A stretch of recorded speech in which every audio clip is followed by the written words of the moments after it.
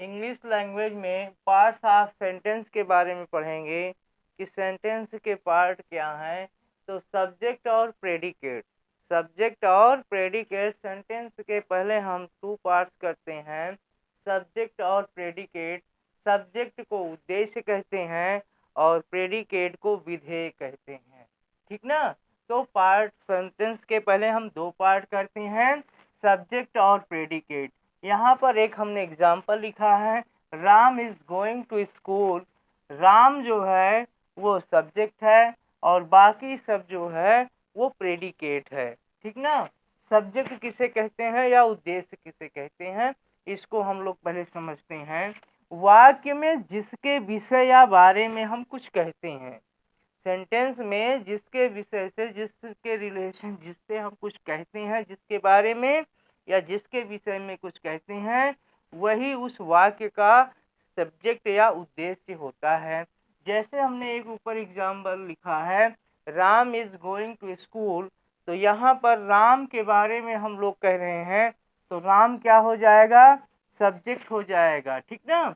और प्रेडिकेट किसे कहते हैं या इसे विधेय किसे कहते हैं, उद्देश्य के बारे में, यानी सब्जेक्ट के बारे में जो कुछ कहा जाता है, जो कुछ बताया जाता है, वो सभी जो है सेंटेंस का वो पार्ट जो होता है वो विधेय कहलाता है। जैसे उपरोक्त वाक्य में ही, सेंटेंस में ही हम लोग देखते हैं, Ram is going to school. तो राम क्या हो गया, सब्जेक्ट हो गया। उसके बाद जो हिस्सा बचा हुआ है, जो पार्ट बचा हुआ है, वो सभी प्रेडिकेट कहलाता है। जैसे is going to school, is going to school जो है वो क्या कहला रहा है, प्रेडिकेट या विधेय कहलाता है। ठीक ना। सब्जेक्ट को छोड़कर, कहने का तात्पर्य है कि सब्जेक्ट को छोड़कर वाक्य का जो भी हिस्सा बचता है वो सभी प्रेडिकेट कहलाता है। ठीक ना। वैसे अगर देखा जाए जनरली, तो प्रायः सभी वाक्यों में वाक्य का सब्जेक्ट जो होता है वो पहले लिखा जाता है। ठीक ना। किंतु इम्परेटिव सेंटेंस में और इंट्रोगेटिव तथा ऑप्टेटिव सेंटेंस में जो है क्या होता है, सब्जेक्ट पहले नहीं लिखा जाता है।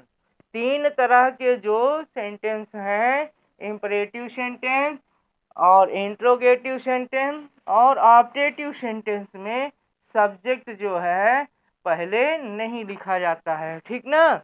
ये चीजें जो है हिंदी व्याकरण में भी है। हिंदी व्याकरण में भी उद्देश्य और विधेय अलग करने के लिए आता है, पहचानने के लिए अलग करने के लिए आता है। ठीक ना। यहाँ पर देखते हैं कि सब्जेक्ट का प्रयोग हम किस तरह से कर सकते हैं, कितनी तरह से कर सकते हैं। तो सबसे पहला जो है, केवल मुख्य नाउन के रूप में, यानी हेड वर्ड के रूप में कर सकते हैं। पहली बात क्या कर सकते हैं, केवल हेड नाउन या मुख्य नाउन या हेड वर्ड के रूप में कर सकते हैं।